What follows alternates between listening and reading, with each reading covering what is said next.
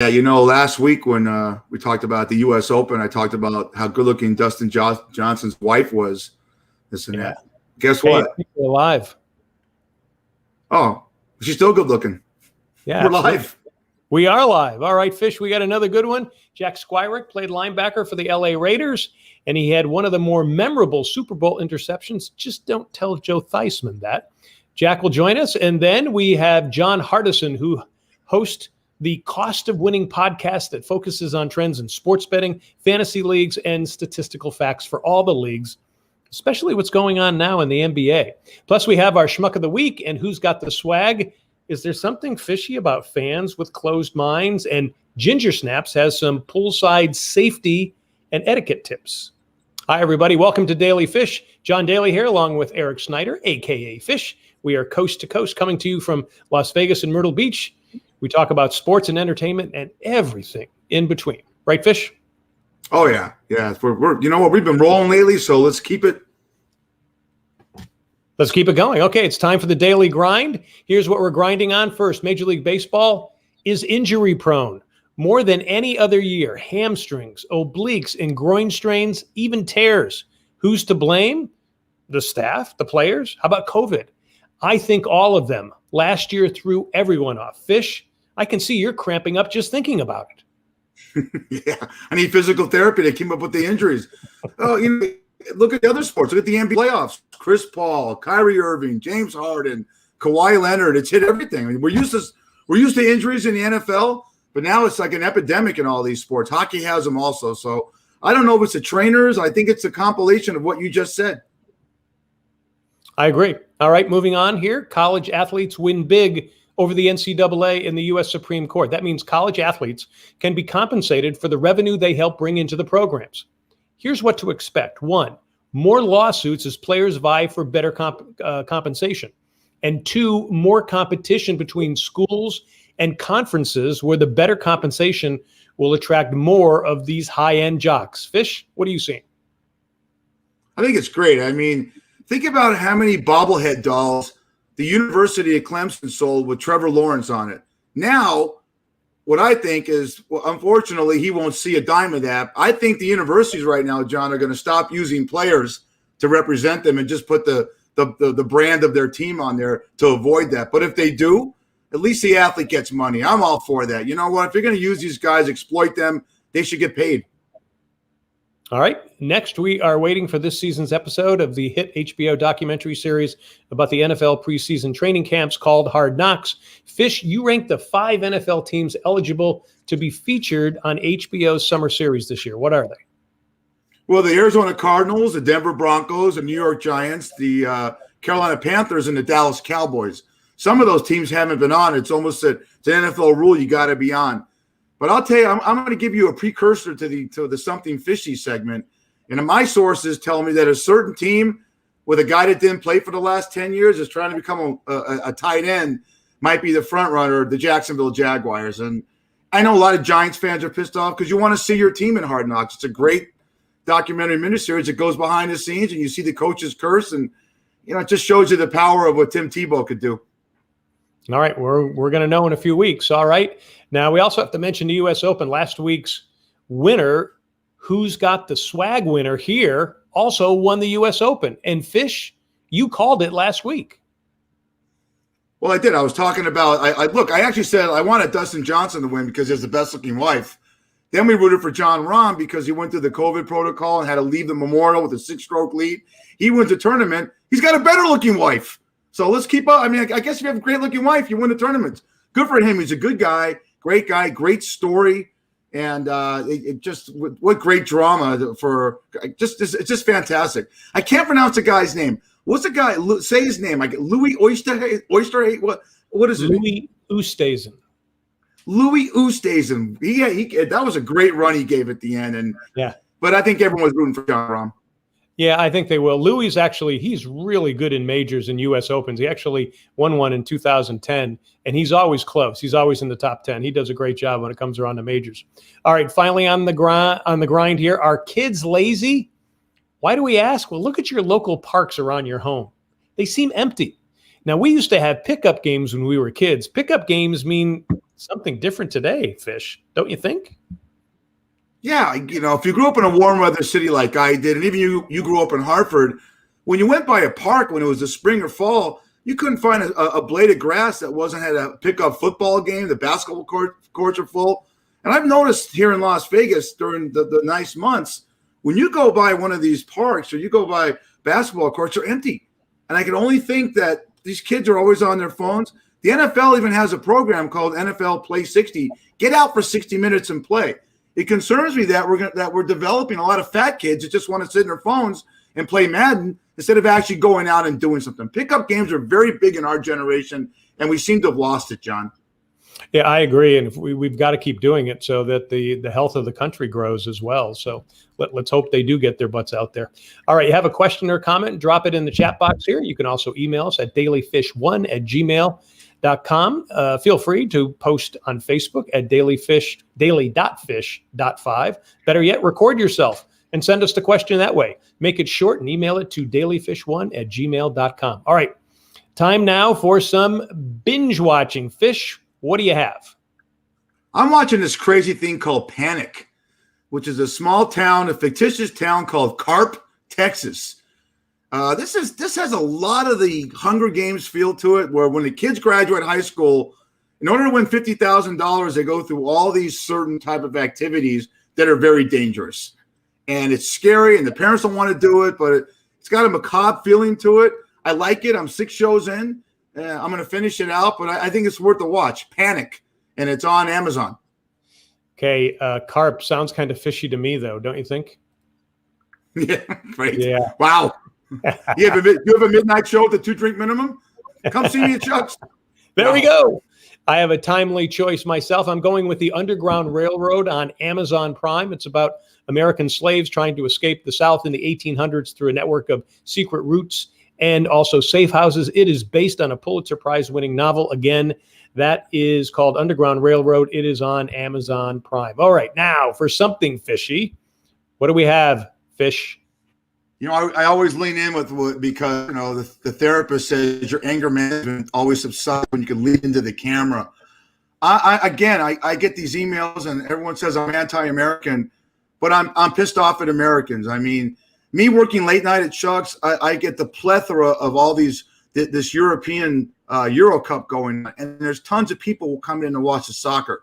And I hear these people through their breath, why are they watching this sport? It's stupid. It sucks. There's no scoring. There's 0-0 games. And these are the same people that tell me that hockey is more popular in America than football. I have lived in the South, okay? The 4-string quarterback for an Alabama high school football team is more popular than Wayne Gretzky. So Americans got to stop with their ignorance. I'm a football junkie. You're a baseball junkie, John. But let me tell you something. In these other countries, it doesn't mean squat, okay? In South America and Europe, soccer is the king.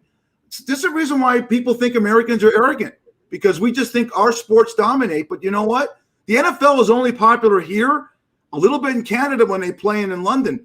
Other than that, no one gives a crap about football. So I'm telling people, keep your minds open. You don't have to like soccer, but if I have 30 people in the bar watching Wales in Germany, that's huge. Okay? There's a whole other world out there. Cricket right now between India and New Zealand is huge in the ratings. 1 billion people are watching it. 1 billion people don't watch the goddamn Super Bowl. I'm out. Very good. There you have it. All right, still ahead, we have Ginger Snaps. And again, thanks for tuning in, folks. Again, we are Daily Fish. We are live on Facebook Tuesdays at 8 p.m. Eastern, 5 p.m. Pacific. We air on DBNA television on Roku, Amazon Fire, and soon Apple TV. We stream 24/7 on the DBNA television website at dbnatelevision.com. Follow us and like us on Facebook at daily.fish.5 and subscribe on YouTube. All right. God, I thought that would have been the schmuck of the week, but now it's time for the schmuck of the week. Who's been schmucky this week? Fish? We get lucky because we wait sometimes at the last minute to find these stories. And this is Coronado High School in Orange County, California, and they played Orange Glen in their high school championship. It was very late. And it's scary, John, because Coronado was highly favored. It's an elitist school. And Orange Glen is highly of a high Hispanic demographic. And Orange Glen won the game in a huge upset. And the fans, the idiots in this school, the players the parents and the students threw tortillas at these kids. That's just, you know what? Again, we talk about open mind and something fishy. This is unexplainable. It's ridiculous. If you're going to throw tortillas, throw them at me. I like carne asada. It's one of my favorite meals. But to do this, it's so disrespectful to people right now. And right now, with everyone being so sensitive, I think the kids should be suspended for next season. I think the parents should be kicked out. And again, it's not even to joke about it. I'm pretty pissed off at the behavior. Not the best example, that's for sure. All right, let's move on now. Let's see who's got the swag. Who are we toasting this week, Fish? Well, we're going to toast this guy. I'm going to bring him up here right now. And this guy is Carl Nassib of the Las Vegas Raiders, because he came out and said he was gay, and he's got the Trevor Foundation for $100,000 to the LGBT organization. I'm sorry? Suicide prevention. That too. Yeah, that too. Kudos to this guy. Warren Moon, Hall of Fame football player, said whenever he played, there was 5 or 6 guys on the team that were gay. And you know what? There's tons of guys in the NFL that are gay. And his coming out, who cares? Who cares what you are? I want the Raiders to win. If they had 25 guys that were Oompa Loompas from Willy Wonka playing and they won, that's all I give a crap about. All right. Kudos to this guy. I think it's great that he did this and what have you. Some people are saying, well, he's in a contract year. Bullshit. This guy's great for what he did, and it's going to set an example. And we need to get over all these stereotypes. Who cares who plays for your team as long as you win? Way to go, Carl Nassib. Carl Nassib, we toast you, and we're going to toast you with our drink of the week. And our drink of the week is? It's Captain Morgan and Coke. Nice. I mean, the Raiders are pirates. We got the Buccaneers won the Super Bowl. The Pittsburgh Pirates stink, but they're still pirates. Captain and Coke, Carl Nassib. Go Raiders. Carl Nassib was great on Hard Knocks a few years ago with the Cleveland Browns. He taught all the young kids, including Baker Mayfield, how to use their money and stocks and bonds. It was brilliant. Well, we toast him, that's for sure. All right. The Daily Fish Drink of the Week is sponsored by Shucks Tavern in Vegas. Get great oysters, crab meat, and shrimp at Shucks Tavern. They have 2 locations. One is at Flamingo and Fort Apache. The other is on North Durango on the northwest side of town. Now, Fish is there overnight. So walk in and say, Daily Fish Podcast, you get a free drink. Do it 2 days in a row, you get a free appetizer. That's Shucks Tavern. Check out Shucks Tavern on Facebook. All right, time now for Ginger Snaps to snap us out of our thinking. We're going to talk about young adults' poolside behavior. Charlotte, a.k.a. Ginger Snaps, is here for her weekly tutorial. Ginger Snaps, how you doing? Hello. I'm good. How are you guys? Doing good. Good. All right. So what can I school you on this week? Well, I'm always pissed off about something, and it always goes back to, I think that John and I generation really lived in a time when there was less sensitivity and there was more fun going on, and we drank water out of hoses. We didn't die. We didn't wear seatbelts. We should have. We didn't die, and what have you. But when we went to a gym, it wasn't this. Okay, this is the millennial version of going to a gym. This is what a meme looks like. Tuesday, like, I got 10 more texts to do.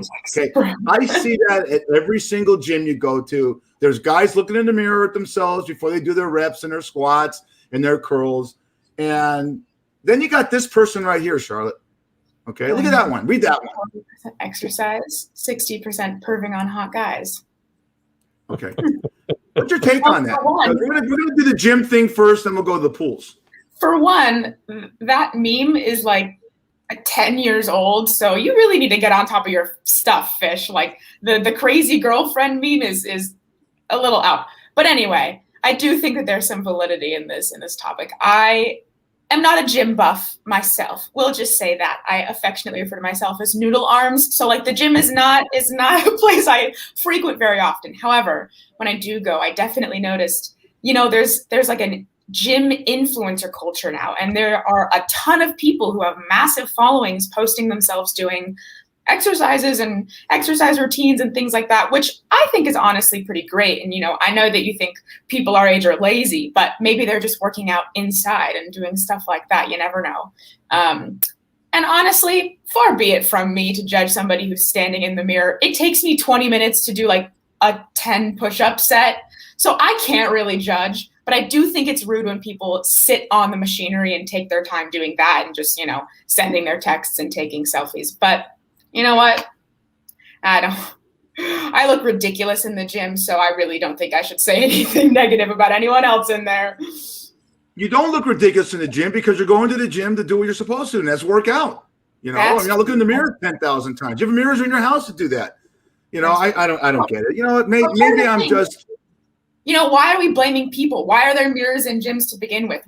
You go into a gym nowadays and the whole back wall is a mirror. And I know that there, maybe if you're trying to fix your form, watch your form, sure, you need a mirror. But they don't need to be that big and across. It's like you're in a mirror box. I don't like looking at myself when I work out. Ugh.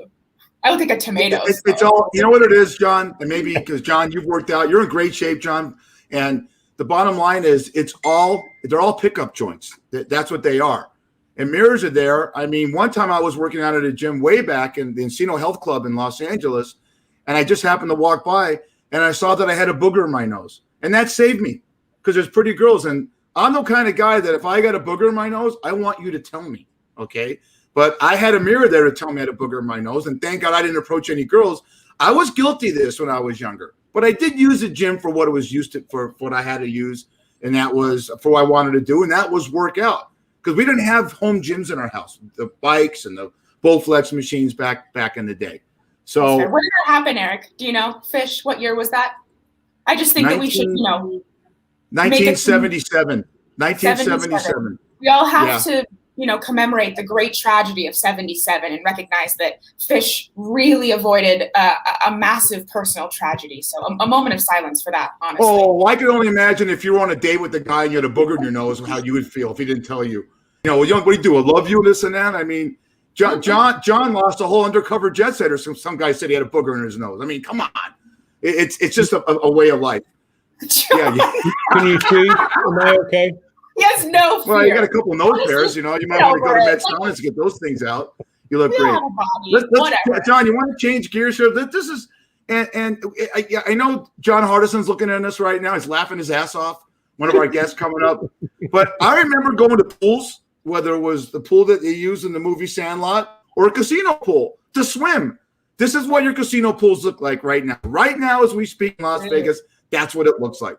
So if you want to take a dip, that's a Hard Rock swimming pool, guys. If you want to take a dip in that pool, good luck. Okay. You know what? I can't. What do you think, Ginger Snaps? Do you think that's partly the casino's fault? They don't care because they're getting $25 a drink? Or how about the person that goes to these pools because they're from another town and actually want to take a swim? They're kind of screwed. I don't really blame the guests, and it's partly become part of the draw that you go and have these massive pool parties. Personally, I'm not into that. All I can think about is how much non-pool water liquid is probably in there because of that many people, and also spilled drinks and stuff like that. It's just gross in my opinion. And yeah, we could blame the hotels and the casinos. They probably have the means to open more pools if they really wanted to. But I think that especially people my age really sort of like that party scene. And what's that movie that was out a few years ago? I don't remember what it's called, but there's sort of a glamorization of these just massive pool parties and, all that kind of stuff. To me, it's gross. It makes me feel like I'm in the jungle. I immediately just want to be as if I'm on safari, all right, people, we're here in the middle of the pool at the Cosmopolitan in Las Vegas, and it is disgusting. There are thousands of species out here, and they are all dangerous. You have to watch it. I feel like I'm on safari. It's so gross. That's why you wear protection. John, we saw you last week in ninth grade when you were 7'3" and had a line of girls after you. You know what it's like to pick up on a woman. Now we have two venues you could actually pick up on someone: a pool and the gym. Used to be go to nightclubs are now obsolete. Go to the gym, go to a pool. But look at this. We're having this. Hold on. Nightclubs are not obsolete. I will concede that I don't think they're as good as they used to be. They're definitely not discos. No one's doing their thing. No one's wearing the teal suit we saw last week. But they're definitely not obsolete. Plus, I don't know. Maybe let me tell you why pools work. There's a classic film that came out in 1982 called Fast Times at Ridgemont High. There's a scene in that movie that's in the top 20 scenes in the American Film Institute where Phoebe Cates, an actress that was in Gremlins, gets out of the pool, and she does what every girl does with a great body. She wriggles the material of the back of her bikini bottom, and the water comes out. And every guy, what happens to every guy? And then she undoes her top. You can visualize things in a pool you can't visualize in a nightclub. And in the gym, you're actually seeing bodies. So I get it. Nightclubs aren't obsolete. I'm wrong. But we found better way. I guess we two different ways to pick up on two different sports to pick up on women or women on guys. And that are gyms. Don't hit on people in a gym, especially women. Okay, well, I have not known a single woman who enjoys being hit on in a gym. We're not impressed. Leave us alone. Just leave us alone. A pool. Okay, I'll leave that up for interpretation, but. Well, we have an exclusive. We have Ginger Snaps and Brad Grunberg went out on a date recently. We have a picture of them at a pool in El Cajon, California. So we put it up there. Let's see. Look at that. That's fantastic. That, you know what? Look how great you look. Now look at how lucky is that guy, Ginger. I'll tell you right now. I mean, he's been after you forever. I like the tattoo on your back and the little thong going up there. That is sex sells. And the fact that you're holding his hand after you went to the buffet at Nate Nell's, unbelievable. I mean, that's fantastic. So, we'll do a live remote next time you go on a date. But I'm going to sell you all my magic elixir because clearly my hair has grown about 7 inches in the last week. So hit me up. It's $1,000 a bottle. Yeah. And we just lost Brad Grunberg as a future guest. Okay. No, he's texting right now. He goes, let's recreate the photo. For real. he just texted me and says, tell Ginger Snaps I'll give her $5,000 to recreate that photo. I'm in. $5,000. Oh, that's fantastic. That's fantastic. So, all right, that's a good one. Ginger Snaps, thanks for your insight on the pool etiquette and all that. We appreciate it. Thank you. All right, she is Charlotte. We know her as Ginger Snaps. She'll be back next week. Write to us if you have something that she should school us on. Write to dailyfish1@gmail.com. We're just getting started. Hopefully, we're going to be talking with NFL linebacker Jack Squirek. If not, we'll talk to John Hardison first. He is the host of the podcast, The Cost of Winning. Make sure to check out Nooz. That is spelled Nooz. This revolutionary new nationwide startup helps businesses and local communities reach citizens and customers where local news can't. You can even become a newscaster, too, if you'd like. Lots of out-of-work TV news folks are actually looking at it. All you got to do is go to the Nooz Facebook page, which is Nooz USA, Nooz USA, to help start your business or to start your on-camera career. That's Nooz USA on Facebook. All right, so we do not have Jack. Is that what you're telling me? Yeah, we have a technical difficulty with Jack right now. The internet's not working in Ohio, so we've had that happen before, so we'll get him on. We'll get him hopefully later on in the show. We'll get him at a future date. He's very apologetic. Right. He's trying to get on. So, all right, we are going to bring on our other guest, who is. Hey, how you doing, John Hardison? There he is. Hey, John, and he hosts a weekly podcast called The Cost of Winning. It focuses on fantasy sports, trends, and stats in all the pro leagues. The NBA is John's forte, but he sees different angles to help your betting perspective. John Hardison, welcome to Daily Fish. Thank you for having me. Big fan of Fish, big fan of you soon. So I'm super excited to be on today. Super, great to have you. Yeah, so it's great. So there's been so much going on in the NBA lately, and it's been just a fan's dream, especially just over the last few playoff games. Have been something so monumental, especially being able to see fans in the crowd, being able to see fans back, that energy that's back in arenas compared to the bubble that they were playing in down in Orlando last season. Oh, yeah. And you know what? I'm from LA. I'm a Laker fan. But if you look at the ratings last year, John and I have talked about this. The Lakers in Miami was really poor ratings during COVID. And now you got look at the teams that are still alive. The Clippers have always been a sad sister to the Lakers, have a chance to go to the conference finals against the Suns. I mean, Chris Paul's out, but then Booker, his name's Devin Booker, stands up. And then can you believe the 7-game series between Milwaukee and Brooklyn? It was phenomenal. So that series gives me a lot of feeling of what Oklahoma City and Golden State were in back in 2016. That back and forth, that camaraderie of who's going to pull away, who's going to have that run or make that shot that's going to make them that better. And for a long time, Kevin Durant got a lot of flack because he went to Golden State. He went to what we would call a super team, a team that was somewhat already stacked. But he really showed that he could put a team on his back the last few games, especially with the Nets. Just looking at his stats, even on those games, he had one game where he had a triple-double, 49 points, 11 rebounds, 10 assists. Game before that, 32 points, 11 rebounds, 11 assists. And then he went 48, 9, and 6. I mean, those are numbers that players like we haven't seen from like a Jordan, a Barkley, a Ewing, all perennial Hall of Famers.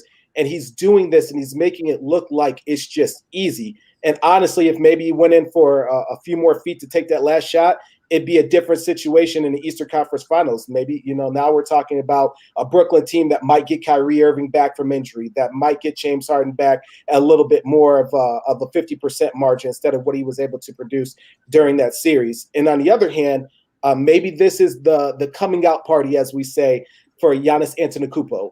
He finally is back in the Eastern Conference Finals. Now he's facing a team against Atlanta that does give them a bit of a challenge on the outside of the perimeter with their three-point shooting. But I think that they have a very strong chance and a very strong case to make the NBA Finals this year. Giannis Antetokounmpo and Louis Oosthuizen would kill me if I didn't say those names 3 times in a row. That's crazy.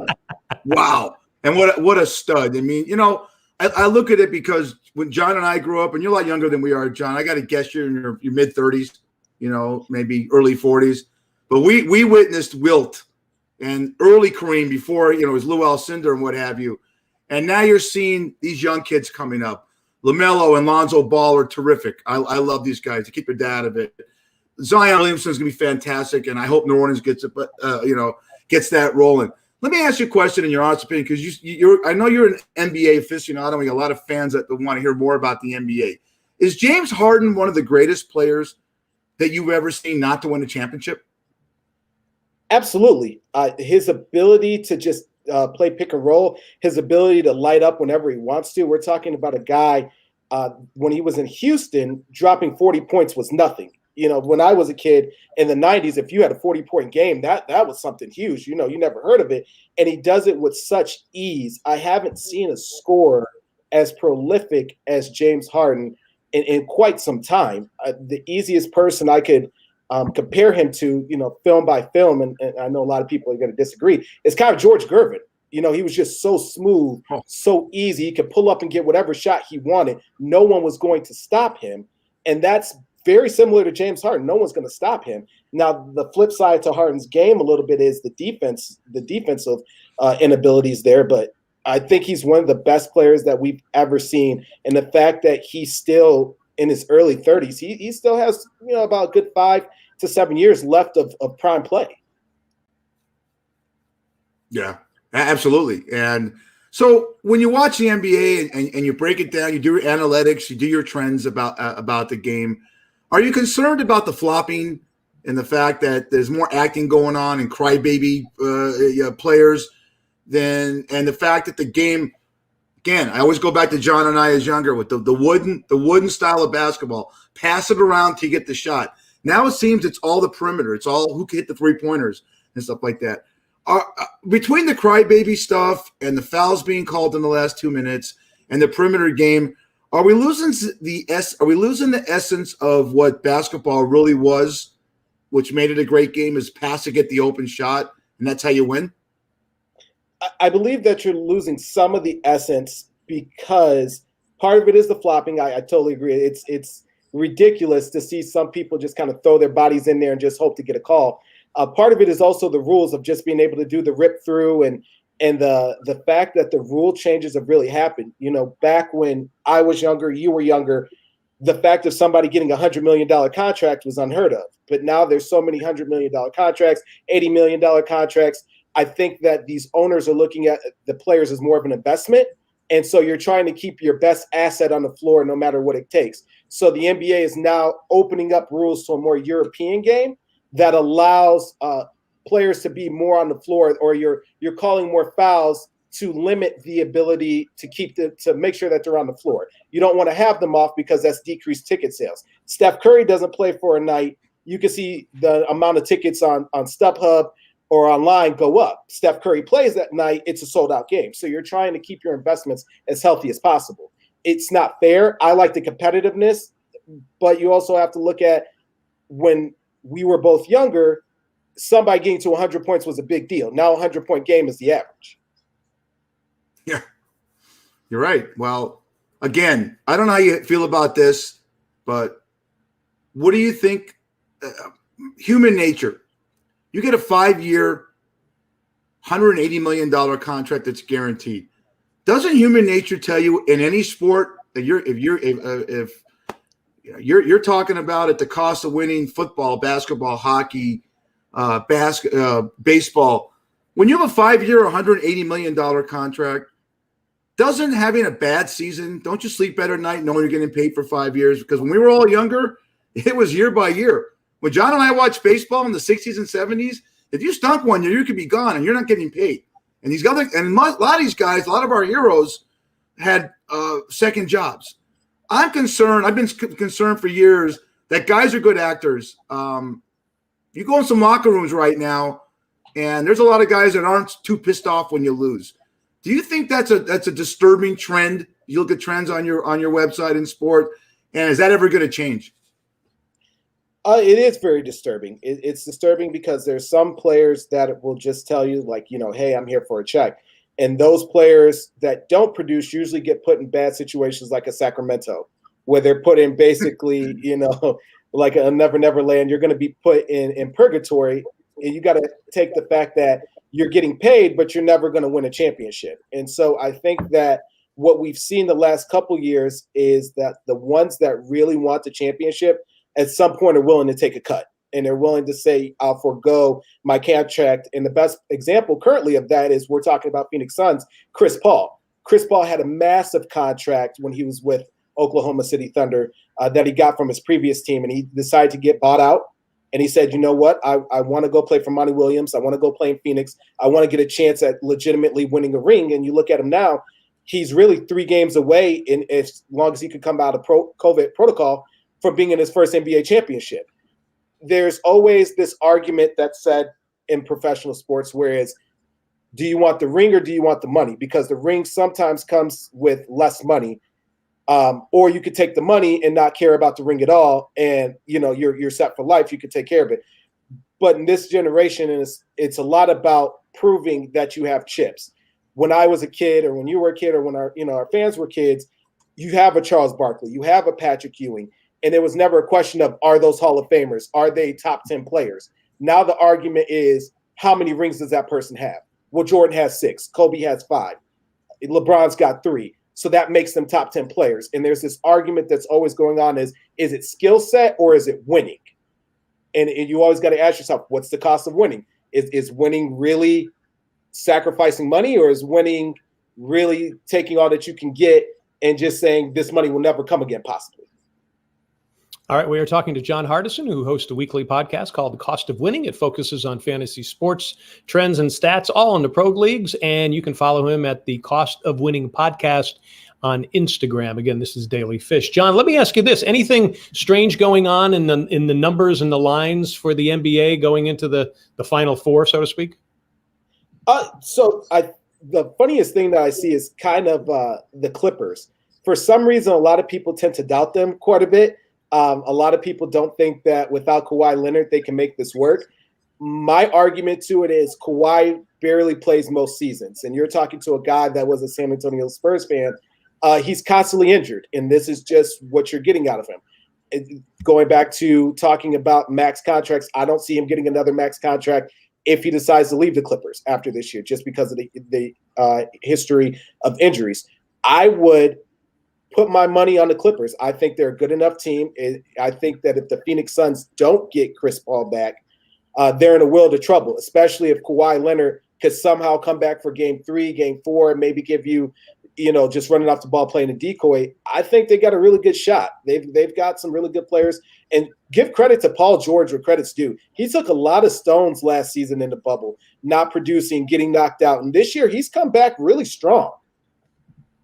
Sure has. And give credit to Tyronn Lue. Everyone said, he won a championship with LeBron because LeBron brings wins, but Tyronn Lue's doing a great job. My criticism with the NBA has nothing to do with the players. It's they have the best collective bargaining agreement of all 4 leagues. My thing is that LeBron James says, I'm going to go to a Daly with Anthony Davis who's going to sign with the team. And now they're courting Damian Lillard. You have like these 1 or 2 year contracts and you're building these super teams. You saw it first with Dwayne Wade, Chris Bosh, and LeBron John down in Miami a few years ago. Then you got Kyrie, James Harden, and whatchamacallit. I always screw the 3 guys up. Say again? Kevin Love? No. I blow this every time. I did it last week. The 3 guys are the Nets: Kyrie Irving, Kevin Durant, and James Harden. I got it. Okay. But it's sort of like they all get together. They go to a club and so let's go sign with each other. And that doesn't happen in other sport. Can you imagine if every other year an NFL player went to another team? So Tom Brady and next year, or Aaron Rodgers might go somewhere anyways, but it's just their collective bargaining agreement has it, and kudos to their union director that they can move pretty regular, and I think that hurts the league. It hurts the league in the sense that you have all these teams that are kind of becoming super teams. Yes, there's like a top 10 teams that are always there. But what I would always tell people the difference between the NFL and the NBA is the AAU. And that makes a big difference. A lot of these guys have been playing basketball with each other since they were in high school, middle school. So they know each other. It's not hard to meet up with one another. It's not hard to get in contact with one another. What you would argue maybe is the sportsmanship to it, or the competitiveness of it, where you have so many people. But just because you have 3 superstars on a team doesn't mean that they're going to win it all. I'll give you an example. LeBron, when he went to Miami, they played Dallas and they lost in 6 games. We look at the Nets this year. They lost in this round. So just because you have 3 All-Stars, it's no guarantee. And we've even seen the Golden State Warriors at 73-9 lose it all. 3 games to 1. You're right. I remember. I even go back. So I'll second guess I even go back to when Gary Payton and Karl Malone went to the Lakers. You remember that with Kobe and Shaq? They lost. There was no chemistry there. But let's switch gears a little bit and go with the NFL. I always talk to John about the prop bets, and now that we're getting close to training camp, we're NFL junkies. We're 25 days away from the rookies showing up, so it's gonna be here. The over and unders, John, for the teams, I don't understand it. How do you say that the Chiefs are over and under 12 wins, or the Raiders are over and under 8 wins? I mean, I don't get it. And you know what? It's funny. I always say I don't get it. And these books and the Westgate, they're always right. How do you figure that out? When you look at a trend like that, how do you figure how they look at it and how they always get it right? So you look at the history of injuries. You also look at what's going on outside of the situation, especially with contracts coming up, contract negotiations, who may hold out, who may not. You're looking at years of history, and also you're looking at where they've been how they're acting of declining. And so you're taking a guess as to where you see these people being. And I'll give you a perfect example of a team that I really like as an over and under are the Tennessee Titans. They have them at 9.5 wins. I think that they can go above 9.5 wins, especially with the addition of Julio Jones. But as football fanatics, as you and I both are, Fish, the question is, how many games are you really going to get out of Julio Jones? He's got the star names on the marquee, but he's been known to miss half a season. So you're banking on the fact that maybe there's 1 or 2 games in which that they can steal, that you look at the other teams that they place and the strength of schedule as well that comes out, and how many teams actually made the playoffs, and then you make your calculations based off of that. You sure do. And again, I think one thing that's a given maybe, because I think the division going into training camp is weakened, is the NFC South. Jameis Winston, I hope, does a great job taking over for the legend Drew Brees. Matt Ryan's going to be 106 years old. And in Carolina, I don't know about Sam Darnold. I don't know what to make of it. But the Tampa Bay Buccaneers bringing all 22 starters, that hasn't happened since 1977. So them being over under 10.5 wins, that's an over to me. I just think they're going to dominate their division, and I give them a good chance to go back to the Super Bowl. We'll all make our Super Bowl predictions in a few weeks when it gets close to training camp, but it just always intrigued me how you come up with the over and unders and what a team's going to win and what they're not going to win. And I want to change gears and go to hockey. I mean, it's tough to set a trend when a virtual newcomer like the Vegas Golden Knights they're crushing it. 3 times out of the first 4 years in the conference finals have a good chance to go to the Stanley Cup. I mean, how do you set a trend and do analytics for something like that? So a team like the Vegas Golden Knights, I mean, you said it best. They blew it out of the water. No one could have seen this. I mean, even a guy that loves sports as much as I do, I had them being really bad the first 5 years, trying to figure out who they were, trying to discover an identity before they were able to ascend. And the first year, I mean, man, they knocked me off of my socks. They knocked me out. They're an amazing team. I think that it all comes down to having a strong organization staff. I think it all starts with you have to have an owner that really wants to win. I think in that mindset of we want to win every game has to trickle down. And we've even seen the fact that they got rid of one coach and went with another coach that they thought gave them the best opportunity to win. And so those teams that we see right now, the New York Islanders, the Tampa Bay Lightning, us, and the Montreal Canadiens, I think that they have ownership and they have a coaching staff that are saying we're not okay with being second. Second is last place. We want to be the best. And so those teams, even if you look at a team like Tampa Bay, the last couple of years, they've been one of the highest scoring teams in the NHL. And I always tell everybody with the Tampa Bay Lightning, even if you miss one game, always take the over. Them scoring 6 goals, and we're saying hockey, 6 goals is not uncommon for them. In a normal NHL game, it's unheard of. So we are very close to game time because we're on here on Tuesday nights live. What are you looking at for the Golden Knights tonight and the Habs? I'm looking at the Knights to come out and play strong. I think that from the first period on, they've got to come out and they've got to make their presence known. The last couple of games, they've had this issue of waiting until the third quarter to really either rise to the occasion or decline. And then we're going into overtime, and too many overtimes, they'll eat away at you. That's skating takes a lot of energy. It takes a lot of pressure. It takes a lot of nerve to be able to go back and forth in those line changes. And so if I'm the Golden Knights, if I'm their coach, I'm saying, look, we have to come out aggressive. We have to come out strong. We need to win the first period, and we need to win the third period. Those are the 2 periods that we need to know. Set the tone early, and if we have to go into the penalty box and we got to check some guys and let them know who we are, we're letting them know who we are. We're not letting them, get over on us. We're going to stomp on their neck and not let up. Yeah, one last segment with you on this. I have a big problem, John, and I know with the cost of winning, it's the cost of ownership. And I have a problem now in this generation. There's certain owners in the NFL, I won't mention names, that are so rock solid billionaires that it's a business, that they make so much money on merchandising and what they get from the networks that is winning everything to them. Or is it just a business and the game is just an afterthought? And you made a great point with Montreal, Tampa, the Islanders, the Knights. Their ownership wants to win, and this and that. And I don't think you see a lot of owners in some sports just don't give a crap. They're just like, you know what? They put that, it's great. They show up at the games and what have you. But that concerns me. What about you? You see that? No, it's very concerning. And I've had this a lot of times where it's an argument, and there's a couple are out there. We won't name them, but a lot of them happen to sit on like different committees, like TV committees, where as long as they get, a Thanksgiving game or they get, one of the major holiday games, they're okay. It's not that big, but there's a reason why the top NFL teams usually have the majority of the championships or the conference appearances for a reason. Right. John, we appreciate you being on with us a little bit longer. Let me just ask you one last question. Is there one sport people should not even try to bet on because it's just too difficult?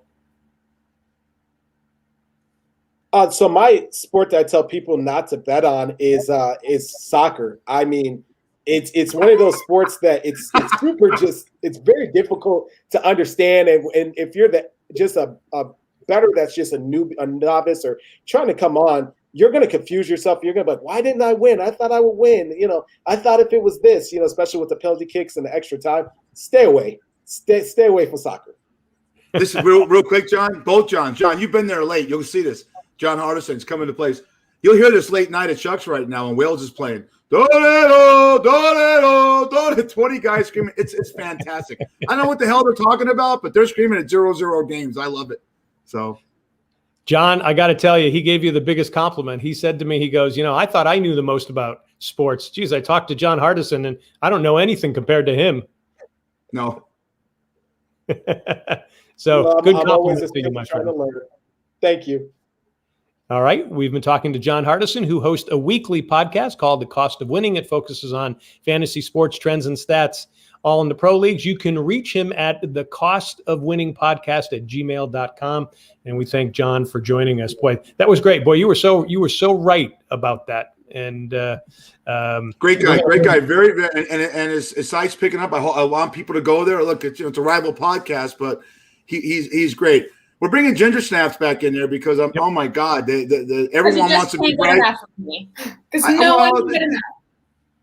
I'll tell you what, we got a bidding war. We got a bidding war between Brad Grunberg and every other guy's texting right now. What pool do you want? They think that's really your thong. That's great. Show your tattoos, Charlotte. I was going to say earlier, you mentioned the thing about like women getting out of the pool and fixing their bathing suits. That doesn't happen anymore because like all bathing suits now are thongs. They're very small. So you don't really have the thong out. I've seen them do it.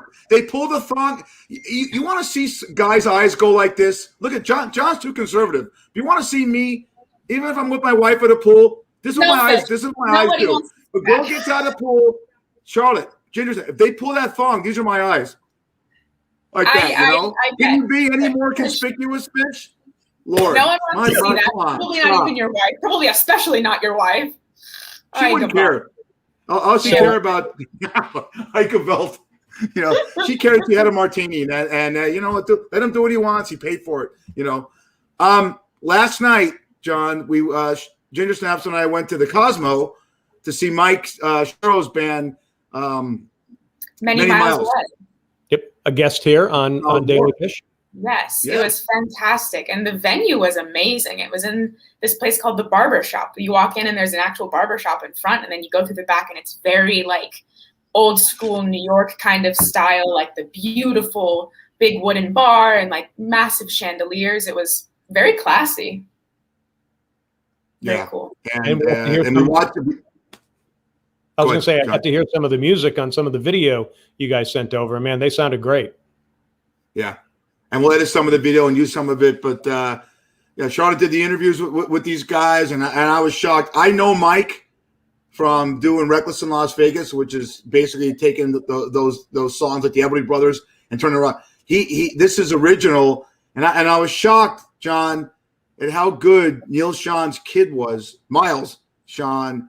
And I heard the guitar playing, everything about. They only did 8 songs in their set. But we expect good things out of him. And what we expect, Charlotte, now that we have the technology, if I could get my head out of my ass and use the camera right, that we should do some more remotes we should actually do a few remotes, the two of us in Las Vegas. We'll go to pools and shoot people. John will go to the Myrtle Beach Golf Club and show old people playing golf. We're not going to go to pools and film people, but we should go to more shows. I think that's defensible, reasonable. Well, we live in a city that has more action. John's action is walking his dog in the morning and saying, "Hey, Ethel, look at the dump that dog took." Oi, that's it. Yeah. We have a chance to go to new nightclubs and what have you. So what I'm telling the audience of Daily Fish is there's going to be more remotes with Ginger Snaps. Did a great job. We'll have some edited stuff from that. And it was our first, and it was fun. It was a lot of fun. And I hope you had a good Ginger. What did you think of the music? Oh, I loved it. It was fantastic. I mentioned to the producer we talked to that it felt like a callback to like an earlier era of rock that's really authentic. And like, I love how much like the layered sound is so, it's just powerful, I think is what I really liked about it. And I don't think that there's a whole lot of rock music now that has that much force behind it. And I really enjoyed it. Maybe might be a little bit of dad rock, but honestly, I grew up on like classic rock in the 90s. So I liked it a lot. It was fantastic and very impressive. Like, they mentioned that they hadn't been together very recently and they were so polished. It was just amazing. Yeah. I loved it. How was the crowd there last night now that everything's back in Vegas? It was a good sizable crowd. And, it seemed pretty normal to me. You could have told me it was 2019. Everyone was hanging out and doing their thing and looked pretty comfortable. So it's a new scene to get used to. And, I kept my mask on a little bit of the time, but, I think we have to balance getting back to a life that is fulfilling and, for our mental health. So I hope everyone's vaccinated. Well, that's good. What do you think, Fish? Loved it. What Jim Knapp, you walk in the barbershop, there's actually a guy getting his hair cut, and you open the door like you're going into a back room where all the mafia guys are playing cards, and you open up into this beautiful bar, and it was really a beautiful venue with the stage, and the acoustics were great. And again, since we lost all of 2020 to doing things we took for granted, it was great to hang out with her mom. The crowd was great, and everyone was energetic, and that's a great thing about it. And to see a young band like that trying to make it and hopefully Fish a little bit, and it was a lot of fun. Like I said, it was a great time, and we all did something in 2020, and it made me feel normal for the first time going out. So it was great. It was really nice to hear. The Cosmo's a great property. Was that the first time you're at the Cosmopolitan, Ginger? Not the first time you're at the Cosmopolitan. The first time recently. Yeah. First time I was there. Yeah. John, have you? I don't remember the Cosmopolitan. Was the Cosmopolitan here when you lived here, John? Oh yeah. See, yeah. I thought it was a new property, but I'm wrong. Oh no, good spot. No, real good spot. I thought the venue was so cool, but it also reminded me that there's a lot of like speakeasy-esque places kind of popping up, which is funny because, the whole point of a speakeasy is that like nobody knows about it. And so people post them on Instagram and it's like, well, now 8 million people know about this speakeasy. But there's some really, really cool ones in some of the major cities that I've lived in. Like New York for sure has a couple cool spots. Paris has one that's called like Laundromatic or something like that. And it's a laundromat on the outside. And then to get into the club, you like open one of the washing machines and like climb through. So yep. Oh, cool stuff. I like that. I think it's fun. I think it adds to the atmosphere for sure. Actually, John did that at the Green Door. Yeah. Actually, we've got a great one here in Myrtle Beach, and it's called the 1233 Distillery. And 1233 is December 1933, which was when Prohibition ended. And you walk into their speakeasy, you have to speak the password into an animal head, and then it opens up if you have the right password. So They did really good there. And there's a great one in Jacksonville, Florida, believe it or not, and I can't remember the name of it, but they're popping up a lot because it kind of gives an elite status to people who are attending or going, and it's a piece of history. So it's actually kind of cool. They are popping up in a lot of different places. We should tell folks we were going to have Jack Squirek on, and unfortunately he had some technical difficulties, so we couldn't get him on here, which does happen every now and then. But Fish, we should show them who Jack Squirek was. So we had a great video of him, and Jack was actually legendary among Oakland Raiders fans because of this. So show him that video. Can I set it up real quick? Oh, sure. This is Super Bowl 38 between the Washington Redskins, John, and the Los Angeles Raiders. And the Raiders are up 14-3 with like 7 seconds to go in the first half. And this happened. Giaquinto, Theismann back, looks off to the left, and he fires it out there. Intercepted! Jack Squirek! Touchdown Raiders! I don't believe it! Holy Toledo!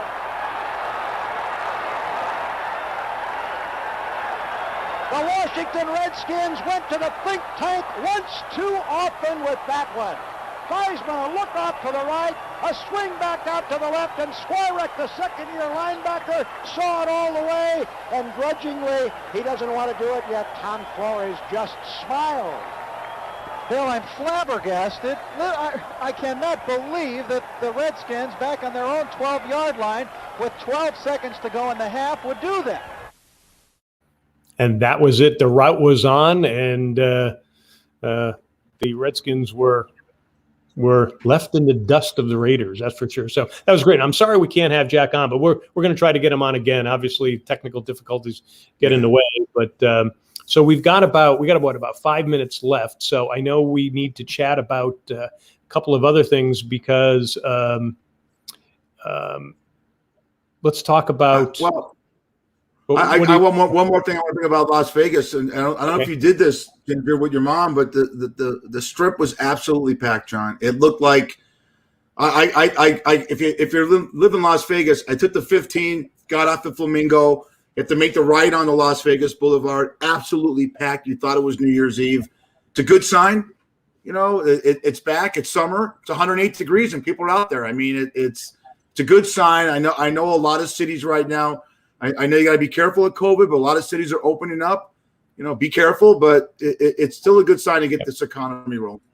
Nope, it's true. You got to balance it. Go ahead, Ginger. Sorry. It was kind of crazy. Like, we barely found a place to park. I mean, it definitely, I think we've rebounded to pre-COVID sort of feels a little pretty quickly, which, you know, I, again, hope everyone's being safe. All right. So next week, guys, next week, John, besides having John O'Hurley from Seinfeld and your ex-college roommate and great stories there, we have a duo called Gladius coming on. Gladius runs, Charlotte, a 20-horse equestrian. They do all the gladiator type. They do all the gladiator type portrayals and what have you. And they travel around the country and they dress up like Russell Crowe and this and that. And they're fabulous. And what's that? I said that's so fun. I love that. Yeah. So we'll have them on next week along with John O'Hurley, and that's going to be fantastic. And then you're right. We'll try and get Jack Squirek back. He's texting me. I'm so sorry. It happens. You know. Yep. You know what? I love you, Jack Squirek. Jack Squirek, you won a Super Bowl for me in Los Angeles, but I'd rather look at Ginger Snaps than you. Sorry. What a song! Horseback riding. I think we should. Brad Brad Grunberg is proposing marriage. This is ridiculous. You like older men? To who? Oh, right. I mean, John, maybe it's you. Maybe, you know, you're charming. I don't know, John. How do you look? John, can you wear a thong like Ginger Snaps can? Do you pull it out of your ass? I don't have the same type peach. That's for sure. There you go. That's my boy. So I was going to say the last time we talked about an ass was on a peach, and your face drew. You know, Michael Shapiro brought that up last night. He loves that. He roasted you a little bit, unfortunately. Yeah, he roasted you, John. You'll ever in that band, that guy, you'll always be remembered for an ass and a peach. That's for sure. Hey, we've got about 2 minutes left here. I wanted to bring up the picture last week that you popped up of me in high school, as it turns out, with my friend and classmate Valerie Stoughton. So many of my classmates not only saw that, but they also said, what an idiot I am, because that was high school. It wasn't junior high. And when I looked at it, I was going like, oh, you know what? It does make sense. So maybe dementia's set in here. I don't know. But if you had it, Fish, can you pop it up again? Do you have it? I'm looking for it. We're efforting right now. You mean? All right. I don't know. Maybe. Look at that. Look at that. Now, Ginger Snaps. Look. Don't the girl that's looking at the camera with John. There's a girl right next to her in the plaid type of thing. The girl in back of her, I thought looked like Bette Midler, and I got some hate mail saying, "How can you say she looks like Bette Midler to me?" I'm sorry, she does. Who's that, John? I don't know who that is. Do you? I can't see who it is, to be honest with you. It's kind of dark there, but I do know Marissa Boney. I remember her, and she was a good neighbor. And Valerie Stoughton lived near me too, so I remember them very, very well. So great. You know, it makes me kind of sad to see stuff like this, just because my generation is never going to have this. Like we probably have more photos from that time because we all had iPhones and whatever. But like, I don't know, there's something so classic about a photo like that. And just like to see the creases and like the coloring on it. Like the photos of me from middle school are high definition and they're not pretty. They're not pretty. So they will never be on the podcast. there's no Hey, sneak guys. grade photo of me. I had bangs straight across my forehead. Oof. It was rough. All right. I wore You free no matter what, kid. All right. We're You going to got, talk you about got good camera presence. On that All note, right. John, take us out. We got to go. Next week, John O'Hurley's going to be with us. Remember, Daily Fish is live from Vegas and also Myrtle Beach. Catch us on Facebook, YouTube, and DBNA Television. Charlotte, Ginger Snaps, thanks for filling in for us. Thank you. See you later, Fish. Great job, guys. Bye, guys. Love both of you. I'll talk to you.